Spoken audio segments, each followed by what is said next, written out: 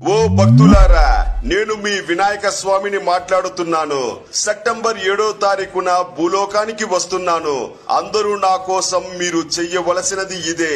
నన్ను బంకమట్టితో చేసిన ప్రతిమతో పూజించండి. ప్రకృతికి హాని కలిగించే ఎటువంటి చర్యలు తీసుకోవద్దు. అప్పు చేసి నా పండగ చేసుకోవద్దు. నీ శక్తి కొలది నన్ను పూజించు చాలు.